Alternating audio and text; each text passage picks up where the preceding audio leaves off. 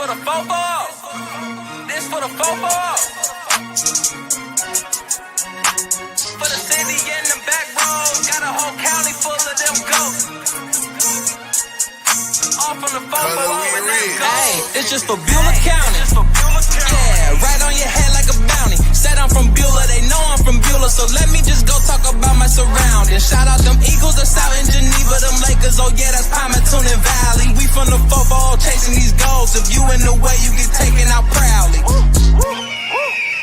And Jefferson soaring with Falcons. Said that you working, you ain't really working. You see that we working, our hands got a callus. Putting in reps till we moving some mountains. Edgewood got warriors, they won't allow it. Me, I bleed green and gold, they know defeating no dragons who run the whole city, you wildin'. And they really bout it.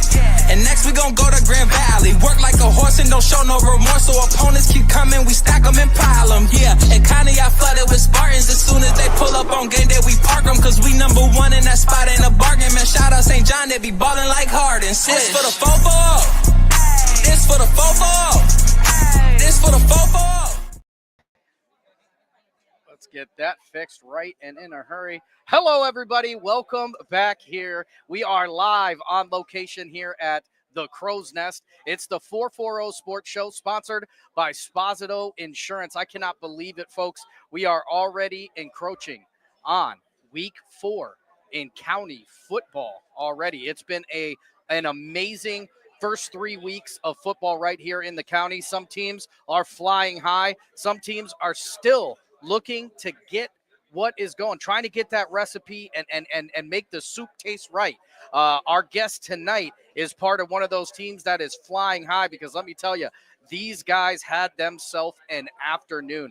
The St. John Heralds, after putting together a first half that was great in week 1, a second half that was great in week 2, figured it all out, put together a full 4 quarters of football, getting their first win of the season. And let me tell you guys, it was in no small part due to our player of the week. Let's bring up his stats. It's going to be Chase Newsome, who's going to be joining us on the show tonight. 4 touchdowns, 3 different ways. It was an incredible day for this young man right here. Ladies and gentlemen, our week 3 player of the week, it's Chase Newsome.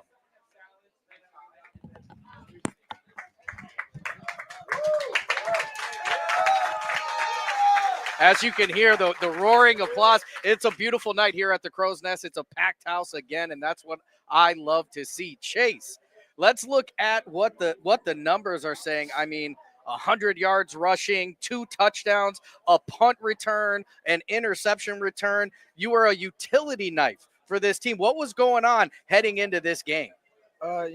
Coaches had a great game plan going into the game. We knew we had to take advantage of their defensive line, and our offensive line played phenomenal, and they gave me all the opportunities I needed on offense. Yeah, I'll tell you what, the points on the board are going to show, all the stuff you guys did in the defensive backfield, because your defense was phenomenal. Let's make no bones about it.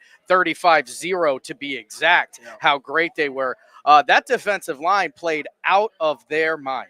Yeah, it felt like every single time I was dropping back in coverage, there was pressure on the quarterback or the running back. It made my job a lot easier, putting me in good field position. So it was Talking about field position, I gave you a heads up. We got to talk about one play in particular that I'll tell you what, it's got to be up for one of the plays of the week here on YSN.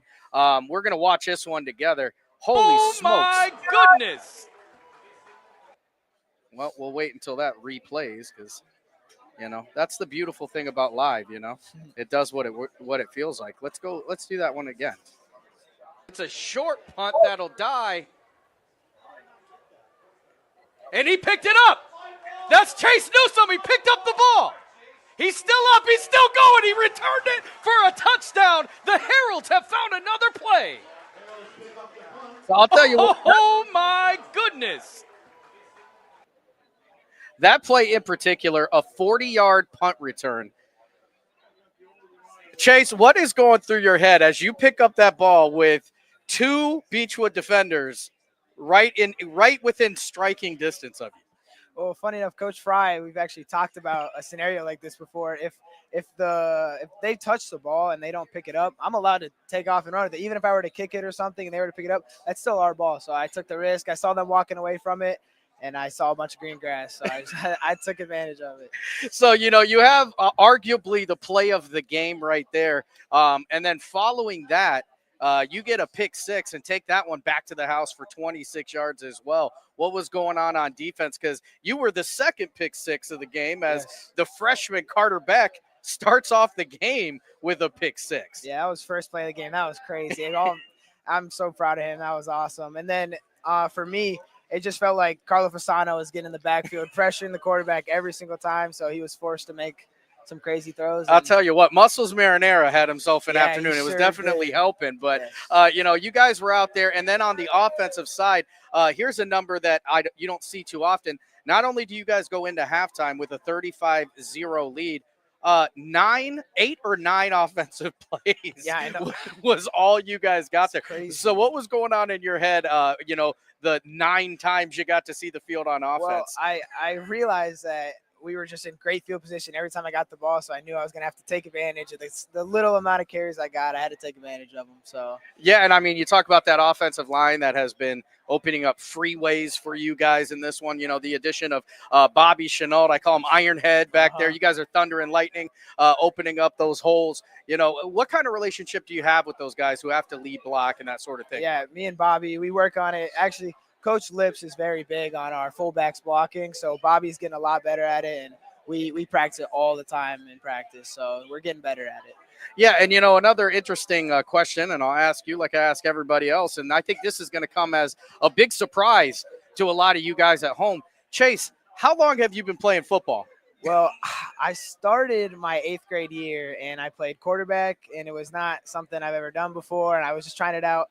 And then my first year of high school football was sophomore year. So we're looking at year 2, actually year 3 total of football, and you've got this young man making huge plays for this St. John team. What was it like after not playing that freshman year and then coming back and playing as a sophomore? What was it going on in your head? Because, when any sport you play, you typically do pretty good at. Well, I was actually pretty nervous going into football season because it was my first sport at St. John, and I was just kind of getting the feel of things. But the senior class and even the seniors now were my close friends, and they made it so easy for me to just fit right into the game and just learn it. It felt right.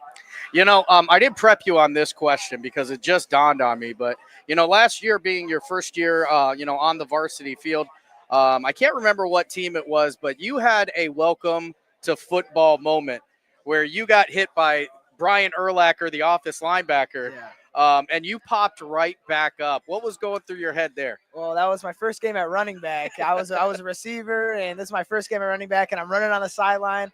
I think I'm about to have a breakaway touchdown, and out of nowhere, this kid from Grand Valley comes and lays me on my butt, and it was something special. I've never been hit like that before in my life. Well, I'll tell you what, man, you popped right back up, which I think is what impressed everybody about it. It's that toughness, that tenacity. Where does that come from? I play 2 other sports, so I've honestly, my brother, I've been competing with him my whole life. So Dylan Newsom, who you've heard his name quite a few times on this show. Yeah, he's definitely helped me with all that because we're always battling. Even when he comes back from college, we're going to be battling. It's just it's a constant thing.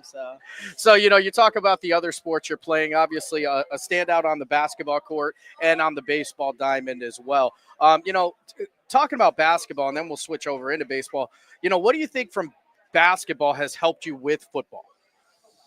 Well, basketball is mainly like you're using footwork and you're constantly staying in shape. So when I go through all these sports, I think I'm staying in shape, just getting ready for the season. And then basketball, like we've struggled and we've also like I've learned how to win and I've learned how to lose playing basketball. So I think going into football season that helps out, like learning how to win and learning how to lose. Yeah, and you play baseball. You're one of the better baseball players we have on the network, to be honest. And you've done travel baseball. Going out there, seeing some real, talented competition since you were a very young man. How do you think that has held up, especially in baseball where, people think it's boring, but it's a high intensity situation every time you're out there. Yeah, like I've played pretty good competition just growing up, and there's always kids that are better than me, and that makes me want to work harder. And that when I play against kids that are better than me in all the other sports, then when I go into like sports like this, especially football, I'm able to just like level out my competition and like just work as hard as I can to try to be better than those kids. So, year two playing football, year two as a Herald. What was different going into this year when you talk about the off-season stuff, whether you're talking in June, July, whenever you guys really got the show on the road, what felt different as you guys lose some very, very talented seniors from last year? For sure. Well, we definitely hit the weight room hard. That was a big thing, and we have a new quarterback, Anthony Benedict, and I got a bunch of off-season reps with him just so he could feel comfortable, and we were working all the time, throwing the ball around, and I think that helped a lot. One of the things that sticks out with you, one of the reasons why you are the Lightning in the Thunder and Lightning combination back there is it's the speed, it's the one-cut ability, and a little birdie told me that you might have access to somebody who knows a little bit about running.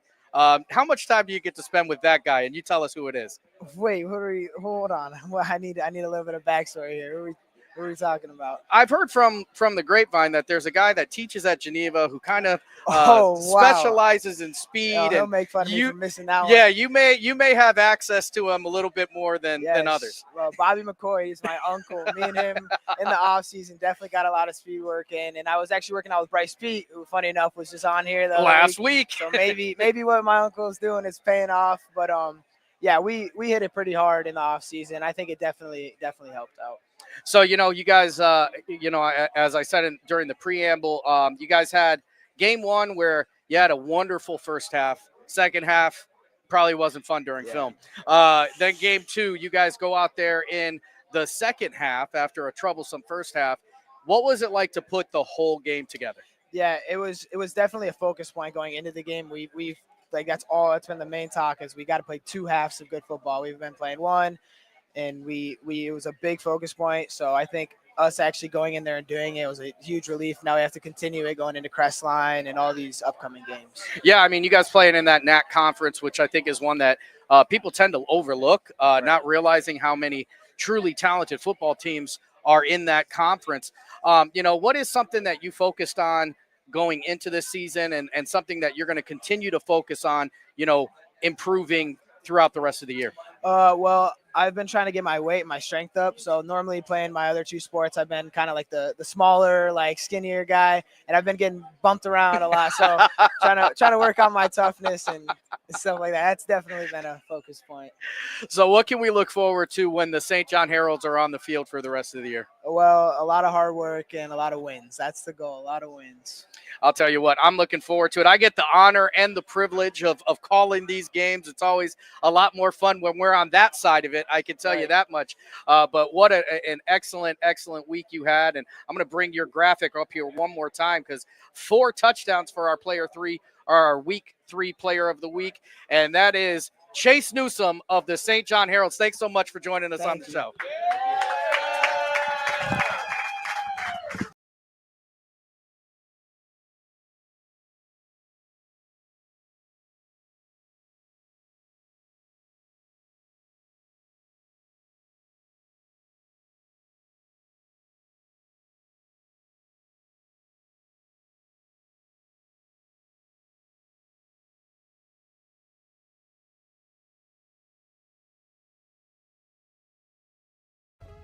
Hi, this is Zell Bush. Hi, this is Tom Flynn. Hi, this is Steve Versetto. Hi, this is Ryan Miller. Hi, this is Rich Sakui from WRS Wealth Advisors. With our combined 80 years of experience, WRS Wealth Advisors are the area's premier wealth and retirement specialists. Call 330-965-0370 to learn more about our individual and corporate financial planning services. Or visit WRSwealth.com. go Raiders, Go Dogs! Go Cats. Go Dogs. Go Tigers.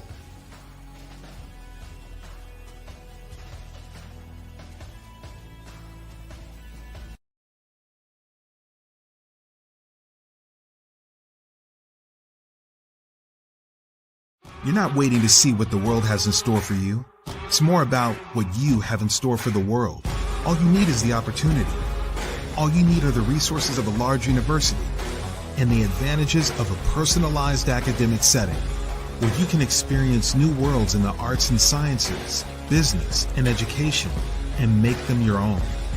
We are where you shape your future. We are Youngstown State University, and proud. We believe expectations are made to be exceeded. At the new Toyota of Warren, it's about more than just getting a great deal. It's about service you can count on and a friendship you can trust. Year after year, we've done what we do best. We've gone the extra mile so you could too. Because we know it's just not about buying a new car. It's the start of a new adventure. Toyota of Warren, driven by you. Nestled here in the beauty and splendor of Mill Creek Metro Parks are two of America's best golf courses, as selected by Golf Week magazine. Ranked number 9 in Ohio by TripAdvisor.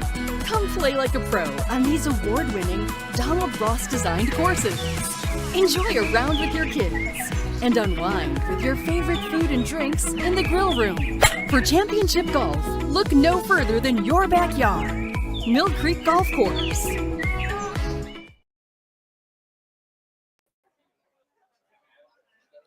All right, everybody, welcome back. Like I said, we just got done with our interview of our Week 3 Player of the Week. It was an excellent week of football as a whole. Now, we had some teams that went out there and struggled a little bit more than others. St. John obviously was not one of those. 35-0 at halftime, and it stayed that way. I think one of the more impressive parts of that game is the fact that you look at St. John again with a long, sustained drive to start the third quarter, holding the ball for upwards of 9 minutes to put that game away. Let's talk about some of the games from last week right now. Do a quick visit over on the comments section.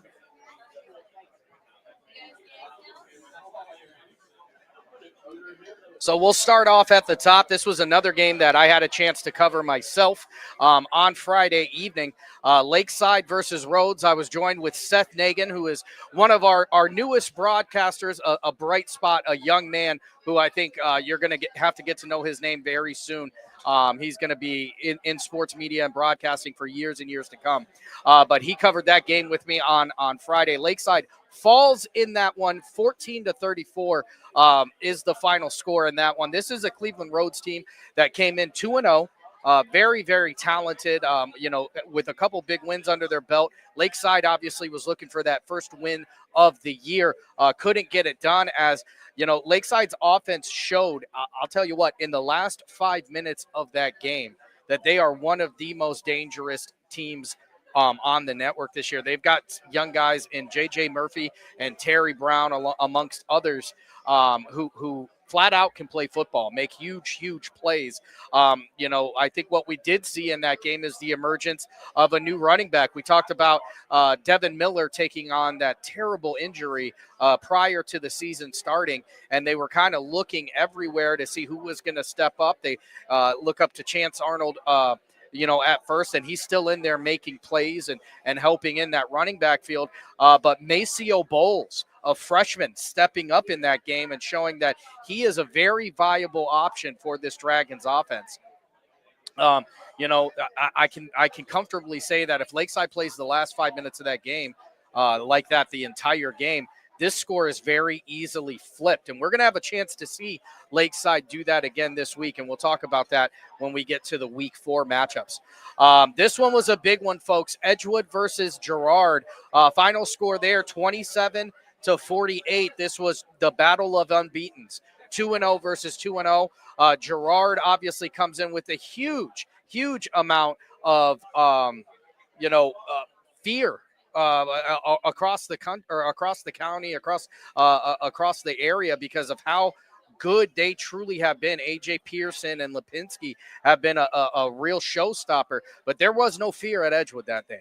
Edgewood went out there. They were ready to play that ball game, including taking a lead early in that one, striking first, 7-0 there in that first quarter.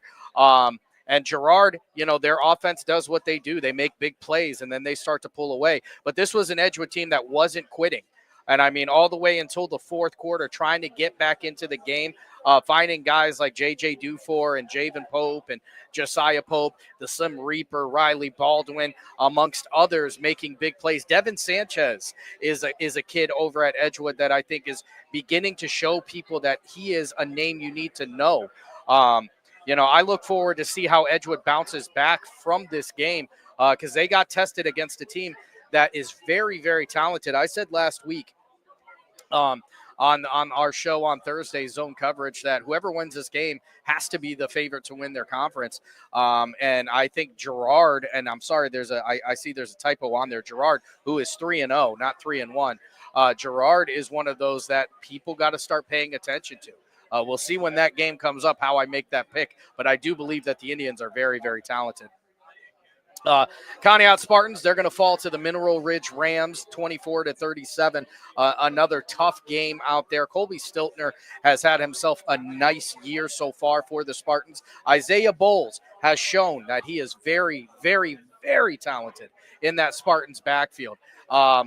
Mineral Ridge is just a team that, they're led by Andy Hake, and it's a new face, a new look, and new leadership style. And these are a bunch of kids who are ready to run through a wall, and they've got the talent to back it. And I think this is a game where Conneaut was ready to go, and it was a battle. This was truly a battle between Rams and Spartans. The Rams come out on top, but don't write off Conneaut just yet. St. John, we talked about already, 35-0. That was the score at halftime. So they open up this game with their young man, Carter Beck, a freshman. First play of the game, 14 seconds into the game, a pick six. And when I tell you that set the tone for the game, that's exactly what it did. This was a defense that smothered Beechwood from pillar to post. Multiple sacks, multiple tackles for loss, constant pressure on the quarterback, which resulted in mistakes. Special teams stepping up in a big way. St. John taking away two turnovers off of the few punts that they did have. This was St. John going into halftime, only playing 9 offensive plays in the first half, winning 35-0. St. John, they've got a big game coming up this week. We'll talk about that here soon. Grand Valley and McDonald. This was another one of those matchups I think that everybody had double circled on their calendar. Everybody wanted to see this one. It was 2-0 Grand Valley versus 2-0 McDonald. The meeting of two big-time teams ready to go with red-hot starts. And McDonald goes out there in the first half and absolutely wins it. That's all there is to it. 42-0 before you could blink your eye. And shout out to Grand Valley because they didn't give up. They've got playmakers that even if you do get a lead on this Mustangs team, they can always get themselves right back into the game. With guys like J. Anthony Williams and Luke Giddings, you really can never count them out. And that's a team that played till the final whistle. But McDonald, the Blue Devils, reign supreme in that one. Pymatuning Valley 2-1, 53-0 over the Valley Christian Eagles. I think this is a Pymatuning Valley team that has a lot to prove, and they're looking to do just that. They go out in week 1, take a tough loss to Mineral Ridge, which I've talked about how good that Mineral Ridge Rams team truly is. And PV learned, bounced back, and have not looked back since. I think what the most interesting part of this win for the Pymatuning Valley Lakers is how much they're throwing the ball. This was not a team that I would have thought, PV, and they're going to be one of the top passing teams in the county, and that's exactly what we're seeing. We're seeing Justin Britton go out there, and that connection between Britton and Folkman with Sean Croston right there in the mix as well has proved to be lethal. This is a Pymatuning Valley Lakers team that can throw the ball and score touchdowns. And if you look at the 0, this means that defense has not gone anywhere. PV has bounced back. They're ready to go. Geneva, the Geneva Eagles go out on Friday, and they do exactly what I thought they were going to do. This is a Division I team in Normandy, in the Invaders, that has, they went into that game 1-1. Geneva is a different animal. Bryce Pete, Caden Proy, Ricky DePetta, you name it, they've got guys in that wing tee. Everybody can score. Everybody can make it happen at any given time. Bryce Pete, when we go through the leaders in this area, it is unbelievable when you see this kid's yards per carry. He is doing so well that it is overshadowing guys like Proy and DePetta, who are just as good in this offense. And again, more impressive in this offense is the fact that they're holding Normandy, this Division I Normandy Invader team, to the goose egg. to the goose egg. Getting younger guys in at the end of the game, and that means those younger guys or JV players are taking this game just as seriously as the guys who started off the game, not giving up a point. Nothing comes free when you go against Geneva, and they showed it right there. The Jefferson Falcons, an an old NE8 matchup, and taking on Lakeview, and they had a tough night in that one. 12-34 is the final for that one. But Jefferson, again, I think they've showed. I know they've shocked me, not in that they're good, but how they've won these games. I expected Jefferson to be very, very good, just like they are this year. But I honestly expected it to come from that run game and an offensive line that was ready to go. I think the emergence of Mason Khalil and Devin Salinas has been the story so far this season for the Jefferson Falcons. These guys can throw the ball, and they can throw the ball very, very well. You're going to see when we start talking about the season, the stat leaders, exactly how dominant their passing game truly has been. Jefferson has been on a rampage, and I am here for it. I cannot wait to see where this team is going to be when we're talking in weeks 8 and 9. Because, you've got a quarterback in Khalil who can throw the ball all over the field. You've got a guy in Salinas who can catch everything you throw out there. And don't forget, you've got Matt Webster in the backfield who it takes on average 5 guys to take down. Jefferson is a real contender. They had a tough week this week. Look for them to bounce completely back this week coming. So we talked about what happened in week 3. Let's look at what week 4 has to bring us.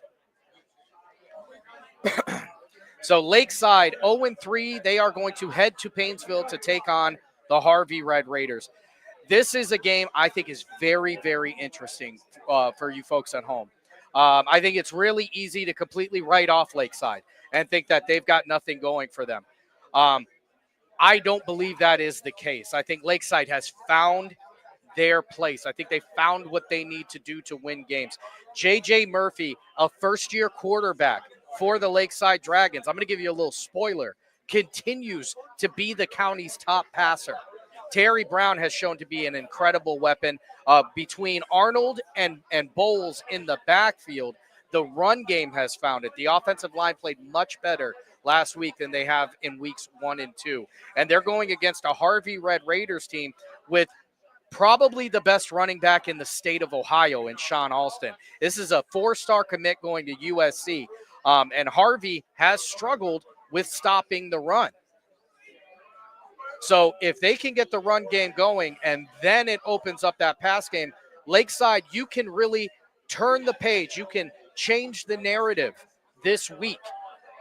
People have written you off already. I am not one of those people. I think that the Lakeside Dragons are going to show exactly who they are this week when they take on the Harvey Red Raiders. Speaking of bounce back, I think you're going to see another one right here. Edgewood, the 2-1 Warriors, going to be traveling to Lutheran West to take on the Longhorns, who are 0-3.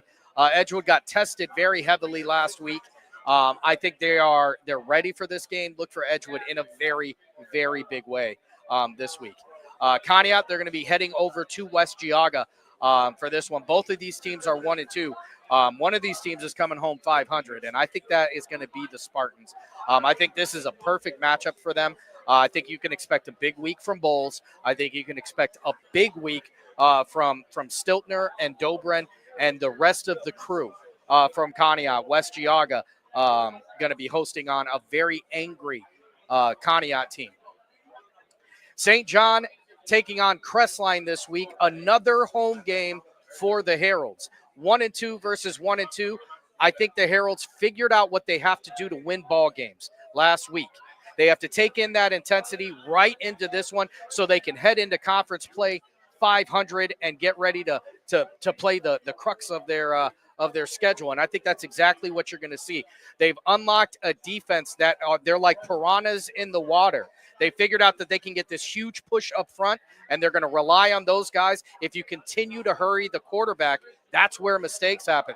That's where you're going to see guys like Carter Beck, Chase Newsome, Gus Petros, Anthony Severino taking the ball out of the air. If you put the ball in the air against the Heralds, that's the most dangerous place on the field.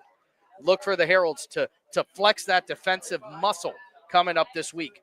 The Grand Valley Mustangs taking on the 0-3 Wyndham Bombers. This is one where I think Grand Valley is going to take all of their frustrations out from that week 3 loss in this game in particular. This is where Grand Valley is going to show again that they are who they say they are. Look for this one in a big way. I'm going to say the same thing about Pymatuning Valley 2-1, taking on a 1-2 Vienna Matthews. I think you can look for Pymatuning Valley to flat out go out there and flex. That's what you're going to be looking out for this one. Geneva heading to Hawken. This is 3-0 versus 3-0. Very interesting matchup on paper. Hawken is very good at throwing the ball, but nobody runs the ball better than the Eagles. Nobody. And what the Eagles have shown is their defense, if you throw the ball, can take you out of the ball game. Look for Geneva in this one. I know everybody's looking at it to be close. I think Geneva wins this one in spectacular fashion. And then it's Jefferson taking on Orange. They will be heading to Orange for this game. I think Jefferson is going to come back, a big bounce back after a 2-0 start, right back to where they should be. Look for a lot of Mason Khalil, a lot of Devin Salinas. And the moment you start putting guys back in coverage, Matt Webster will make you pay for every mistake you make. Look for the Jefferson Falcons to bounce back this week as well. All right, everybody. This is my both my favorite and most controversial part of the show. We are going to get into the stat leaders here in Ashtabula County. And now that we've got all 8 Ashtabula County teams, these are truly Ashtabula County's best. Now, I'm going to tell you this right now from the very beginning. The way that we tally up tackles may be different than the way you're seeing tackles in your locker room. 1 point for a solo, half of a point for an assist. You get 1 point for a sack, 1 point for a TFL. That's how we've always done it. That's how we're always going to continue to do it. That's the most fair way that I can think of, and it's the algorithm that is posted across every team. The second part of this is I am going to report the stats that were given to me. So if the stats you see are different than what you have at home, you got to talk to the coach because that's where I get my stuff from. Without further ado, ladies and gentlemen,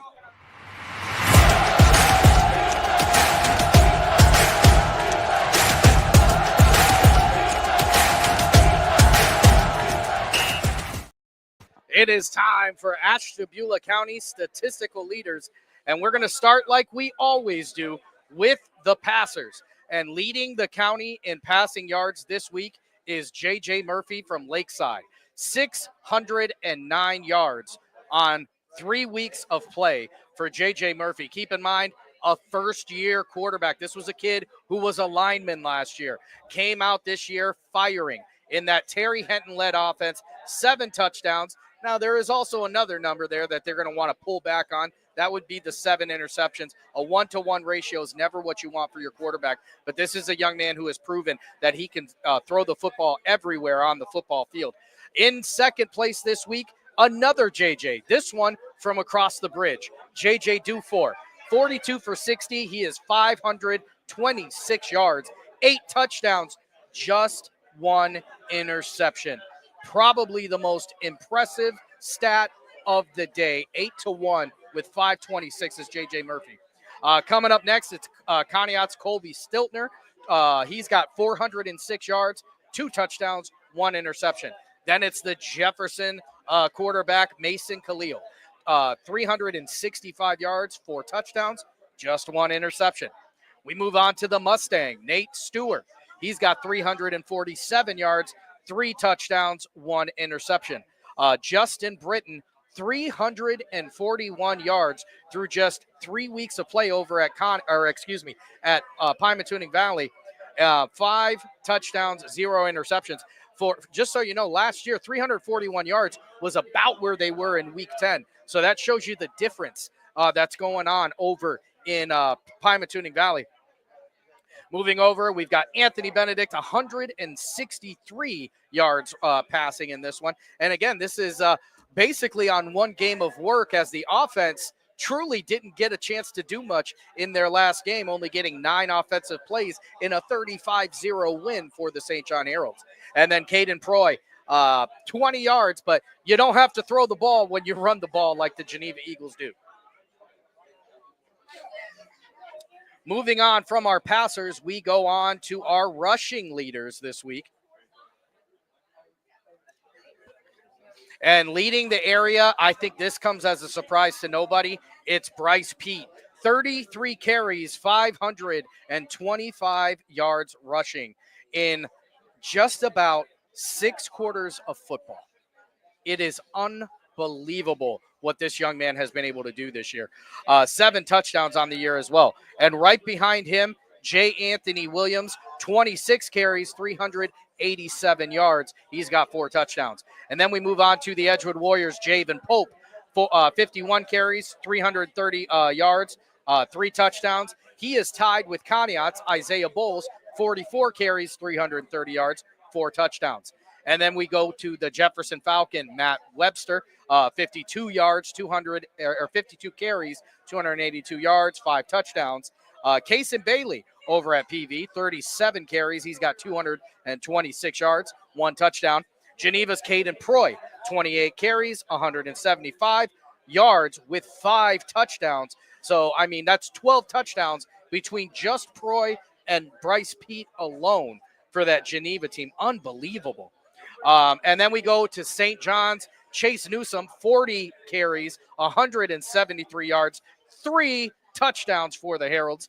And then rounding out the list, Luke Giddings from Grand Valley, 25 carries, 164 yards. He's got 5 touchdowns for the Grand Valley Mustangs. Now it's time to get to the pass catchers in the area. Leading the way, it's Devin Salinas over at Jefferson. 15 catches, 325 yards, 5 touchdowns. Right behind him, Josiah Pope, 14 catches, 253 yards, 3 touchdowns. Terry Brown, in only 2 games worth of play, 13 catches, 248 yards, 1 touchdown. Chase Folkman, the PV Laker, 11 catches, 210 yards, and 3 touchdowns. J. Anthony Williams, on top of being a rushing leader, also in the pass catching, 6 catches, 189 yards, 1 touchdown there. Conneaut's Luis Cedeno with 10 catches, 133 yards, 1 touchdown. Edgewood's Devin Sanchez, who is a name I talked about during the game recaps, 9 catches, 118 yards, 2 touchdowns for him. And Sean Croston, 13 catches, 100 yards, 2 touchdowns for the PV Lakers. And now we move over to the defense, and we'll start off with our tackle leaders. And again, we talked about the formula, and that's how we get these numbers. Chetty Arcaro from Conneaut leads the way, 27.5 tackles for him. Just behind him is Sean Croston with 26.5. Josh Sabo from Conneaut, 26 tackles. Brady Vera from Conneaut, 24.5 tackles. Then we move on to Brody Dietrich over at Jefferson. He's got 22 tackles. Mason Thor from Edgewood with 21.5. Luke Giddings comes next on the list, 19.5 tackles for him. Bryce Pete, not just doing it on the offensive side of the ball, 19.5 tackles, one of the leaders on that Geneva defense as well. Tyree Anderson, big 6, definitely not little 6, with 19 tackles for the Dragons. And Edgewood's Tanner Klein tied with him with 19. All right, from the tackles, we move on to our TFL leaders. Leading the area, and trust me, this is helping his total tackle number, is Chetty Arcaro with 7. He's got 7 leading the county. Right behind him, Mason Thor from Edgewood. He's got 5. Sean Croston, he's got 4 from PV, joined by his teammate in Kason Bailey, who also has 4. St. John's Corey Davis with 3 tackles for loss, and he is tied with Conneaut's Ben Griswold and Ricky DePetta. Just so you know, right now, 11 other players in the county are tied with 2 tackles for loss. There is a lot of pressure on quarterbacks when you're taking on an Ashtabula County football team. Moving right along, we're going to go into the sack leaders. And this week's sack leader for the county, Muscles Marinara himself, Carlo Fasano with 4, leads the way. Right behind him, Mason Thor with 3. Grand Valley's Luca Marmar with 2, and Jefferson's Brody Dietrich with 1.5. There are 8 other players in the county with 1 sack this year. And finally, last but certainly not least, we'll talk about the guys who are taking the ball away. And leading the county in interceptions this week is J. Anthony Williams. 3 interceptions for the Grand Valley Mustangs. This is a kid who is leading both rushing, receiving, and obviously on the defensive side of the ball. He's already having himself a heck of a year for this Mustangs team. 3 interceptions. Right behind him, the Slim Reaper with 2, who is tied with the Jefferson Falcons, Devin Salinas with 2, and Geneva's Ricky DePetta with 2. Like I said, with Geneva, you can't just throw the ball. They'll take that thing right away, and that offense is so potent, you're going to knock yourself out of the game. Those are the Ashtabula County statistical leaders as we head into week 4 this year. It's going to be a great week of football. I am so excited. And it's a full slot on YSN Live. You're going to catch all the games. Everybody who's home for sure, you're going to get them every week. Sometimes when they travel, it gets a little bit sketchy. If we can get clearance, if we can get broadcasters to go that far away. But just understand this, your home for high school sports is now and will always be ysnlive.com. We are always going to be there, and if we can't be there, there'll be stories, and you'll know what's going on. You can head over to the scoreboard on Friday night if you want to know how the other teams are doing, ysnlive.com/scores. So, that's going to do it for this week here live from the Crow's Nest. I do want to tell you guys, make sure you come on down here. Tonight's specials include loaded potato soup, stromboli, which I can personally attest to is phenomenal. I've gotten the stromboli here. It's a full meal. It is so good. Buffalo chicken dip, pulled pork sliders, and crab leg dinner are all on special tonight here at the Crow's Nest. I can't thank the Detour family enough for housing me every week during this football season and bringing this show live. And obviously, I cannot go without thanking our friends over at Sposito Insurance and Dan Sposito in particular.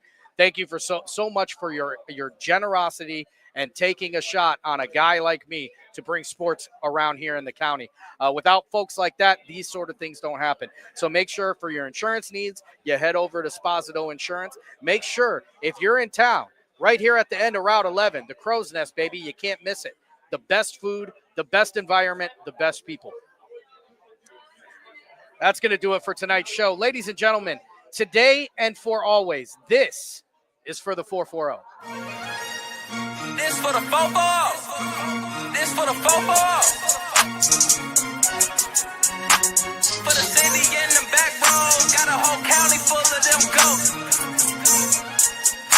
All from the football. Hey, it's just for Beulah County. Yeah, right on your head like a bounty. Said I'm from Beulah, they know I'm from Beulah, so let me just go talk about my surroundings. Shout out them Eagles that's out in Geneva, them Lakers, oh yeah, that's Palmerton and Valley. We from the football chasing these goals. If you in the way, you get taken out proudly. And Jefferson soaring with Falcons. Said that you working, you ain't really working. You see that we working, our hands got a callus. Putting in reps till we moving some mountains. Edgewood got warriors, they won't allow it. Me, I bleed green and gold, they know defeating no dragons who run the whole city. You wildin', and they really doubt it. And next we gon' go to Grand Valley. Work like a horse and don't show no remorse. So opponents keep coming, we stack them and pile them. Yeah, and kinda I flooded with Spartans. As soon as they pull up on game day, we park them. Cause we number 1 in that spot, ain't a bargain. Man, shout out St. John, they be ballin' like Harden. This for the football. This for the football. This for the football.